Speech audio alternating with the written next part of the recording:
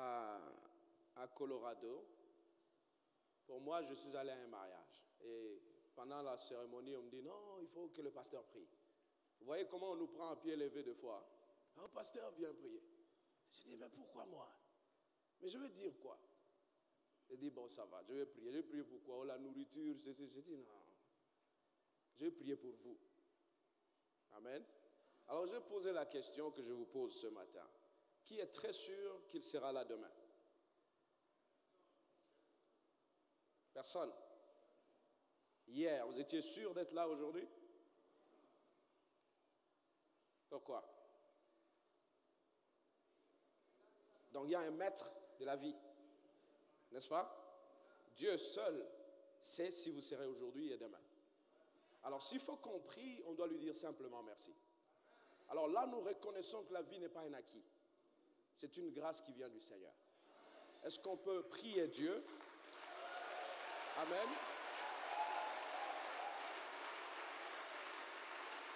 Gloire à Dieu, gloire à Dieu, gloire à notre Dieu.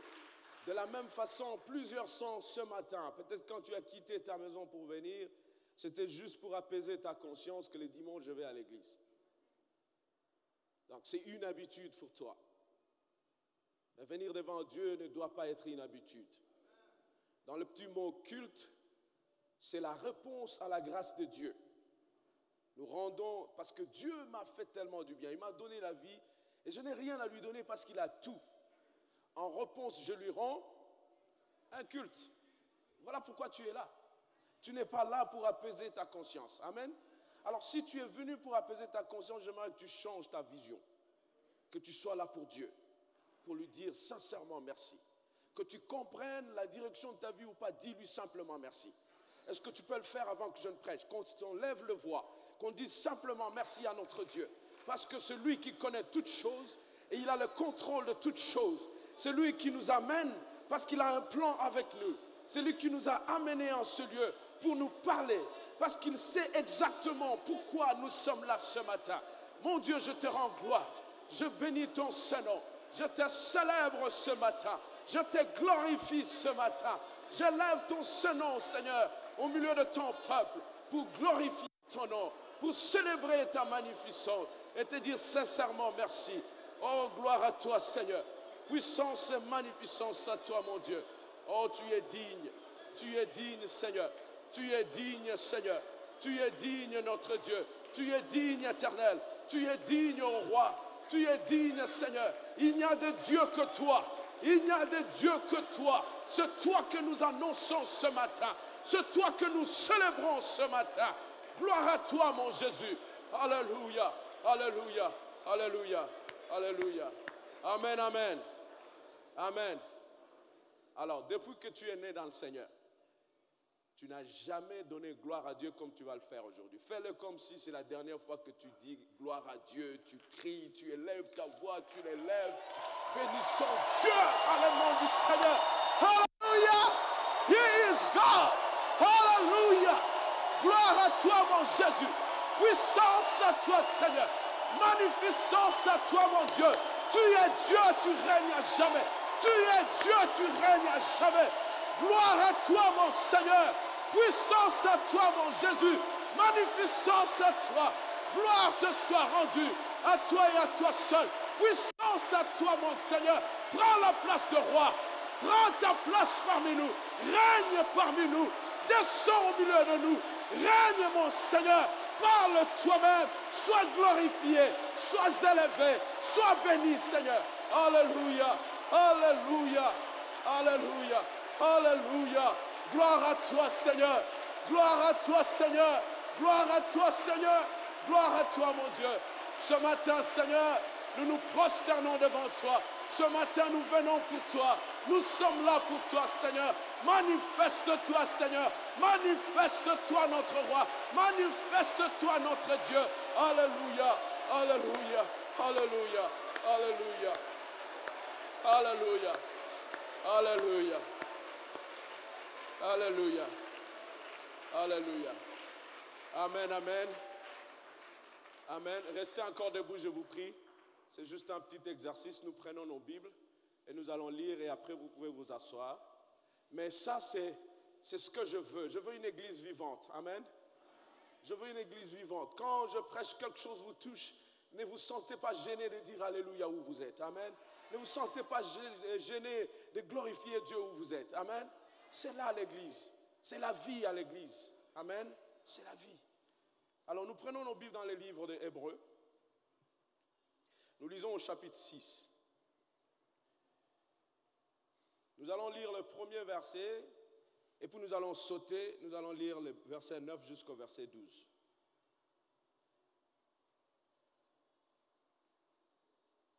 Je lis la parole du Seigneur. C'est pourquoi, laissant les éléments de la parole de Christ, tendons à ce qui est parfait, sans poser de nouveau le fondement du renoncement aux œuvres mortes. Amen.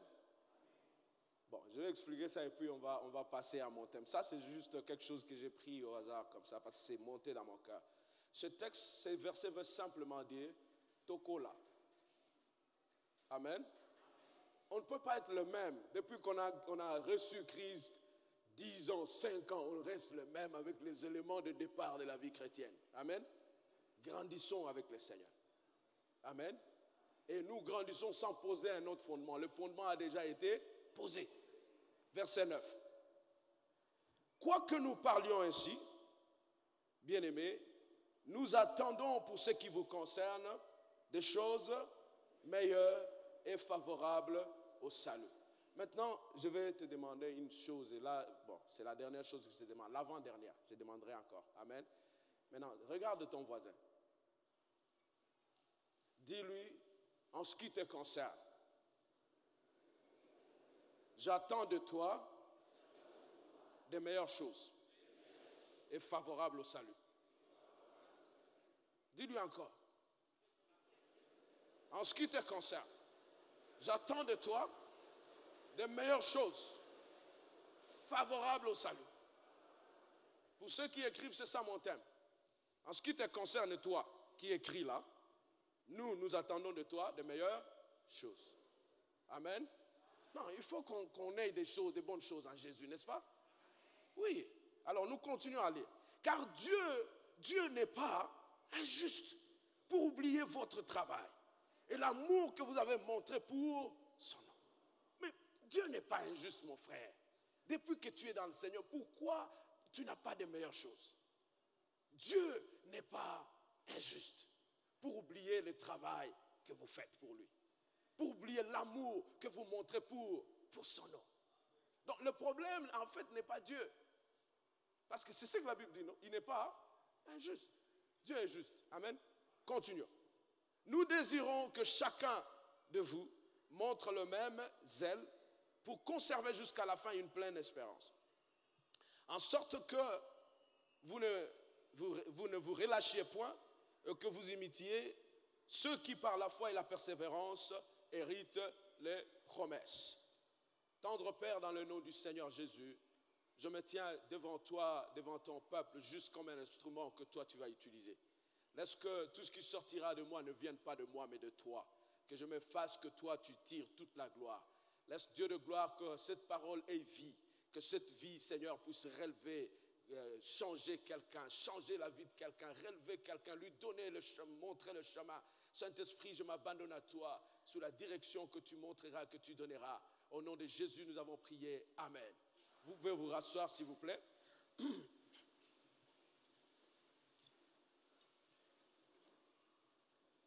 Quand nous lisons ce texte, on dit, quoi que nous parlions ainsi, bien-aimés, nous attendons pour ce qui vous concerne de meilleures choses et favorables au salut.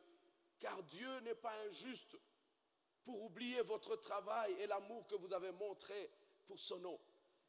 La pensée cachée de ce verset, c'est que ici on parle aux chrétiens.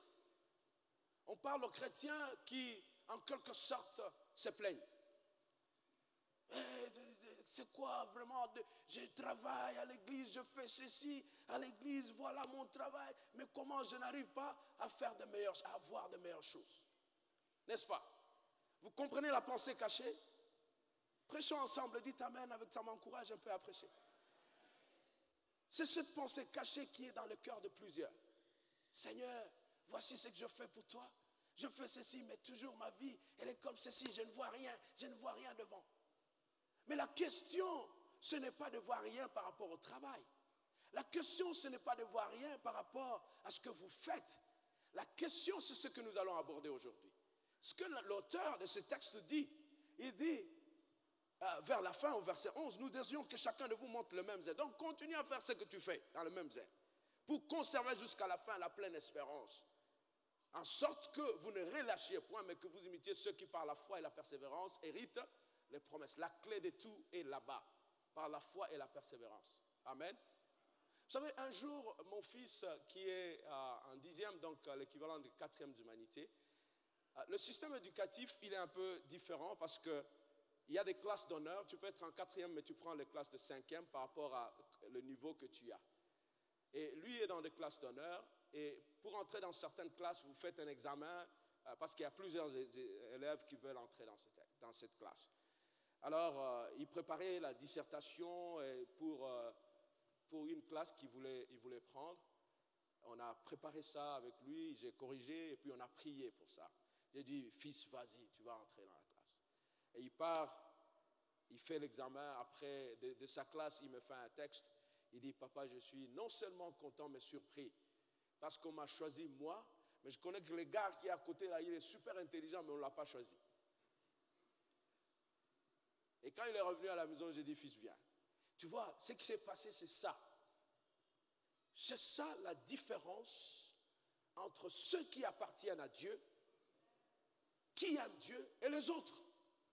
S'il faut qu'on choisisse, on te choisira toi, pas quelqu'un d'autre. Parce que Dieu te connaît, et parce que tu appartiens à Dieu. Frère, c'est ça pour toi aussi. Arrêtons les éléments de l'enfance spirituelle. Croyons que Dieu est là pour... Il n'est pas injuste. Il faut croire que s'il faut choisir quelqu'un, ça sera toi, pas quelqu'un d'autre. Vous savez, ce que nous sommes, ou du moins ce que nous croyons, c'est ça qui nous définit. Je suis qui je suis aujourd'hui à cause de ce que je crois. Vous êtes d'accord avec moi? Je suis qui je suis aujourd'hui. Vous êtes qui vous êtes aujourd'hui parce que vous croyez en Dieu. Si vous ne croyez pas en Dieu, vous n'allez pas être qui vous êtes aujourd'hui. Vous allez être peut-être un soulard allant dans une autre direction de la vie, n'est-ce pas? Donc, en d'autres termes, notre foi, la confiance que nous avons en Dieu, c'est ça qui nous donne une identité. Alors, si nous savons qui nous sommes, nous savons aussi qui nous ne sommes pas. Qu'est-ce que nous devons faire? Qu'est-ce que nous ne devons pas faire? N'est-ce pas? Où nous devons être, où nous ne devons pas être. Il n'y a que toi, tu viens à l'église, mais tu es dans l'Enganda. Tu viens à l'église, mais là où il y a les païens, tu te retrouves, tu es à l'aise. Et le dimanche, tu viens apaiser la conscience à l'église. Arrêtons ces choses. Et après, ce sont ces gens-là qui disent, Seigneur, comment depuis 10 ans je suis là, je ne vois rien. Mais tu ne verras rien. Ça, c'est la nouvelle pour toi.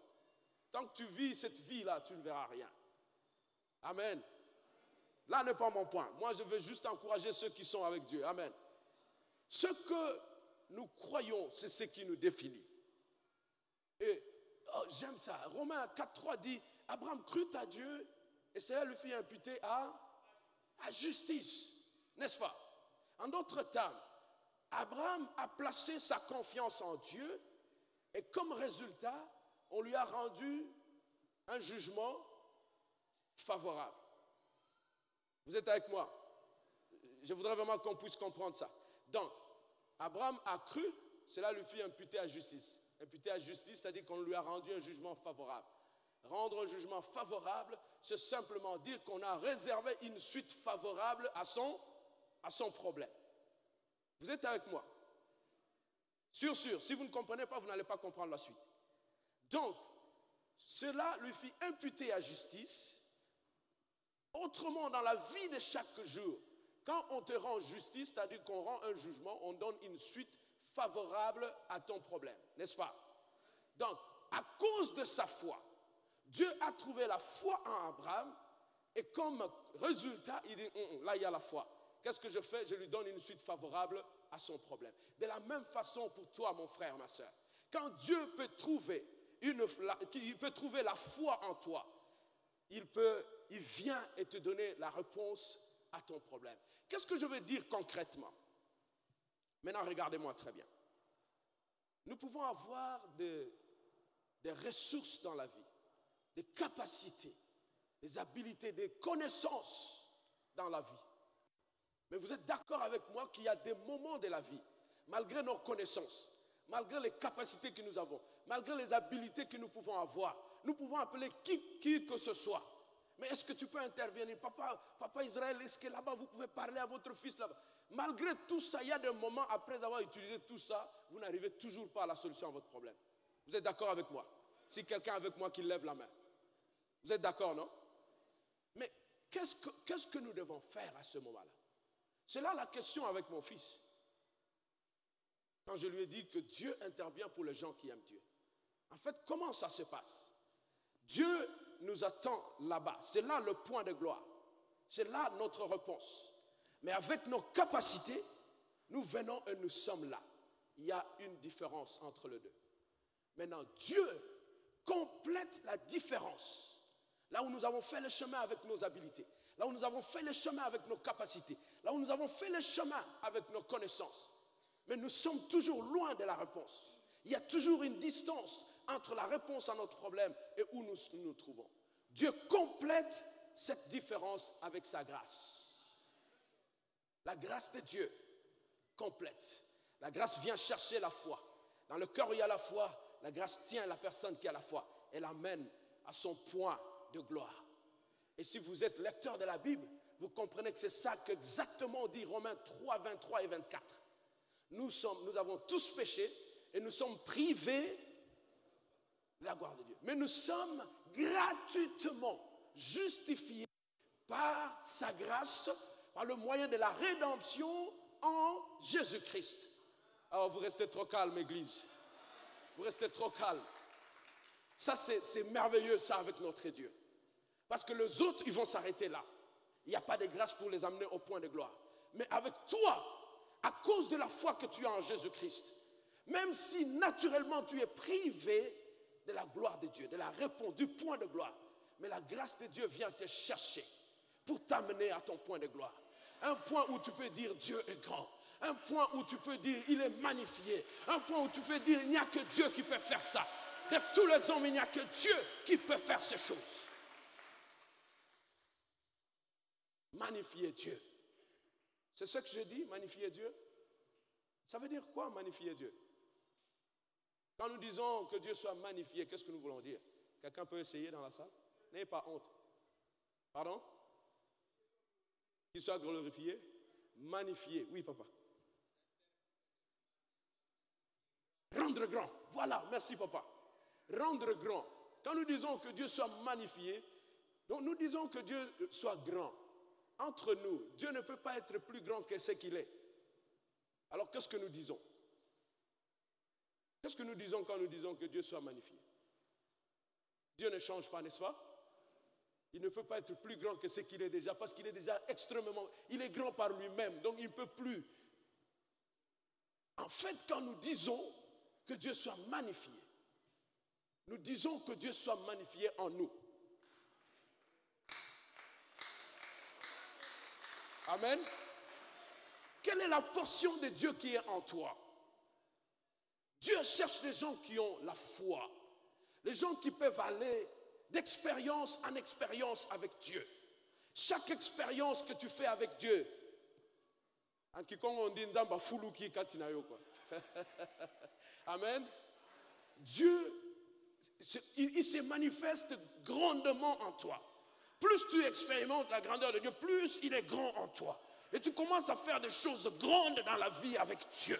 Parce qu'il est magnifié en toi. Ça, c'est mon Dieu, c'est notre Dieu à tous.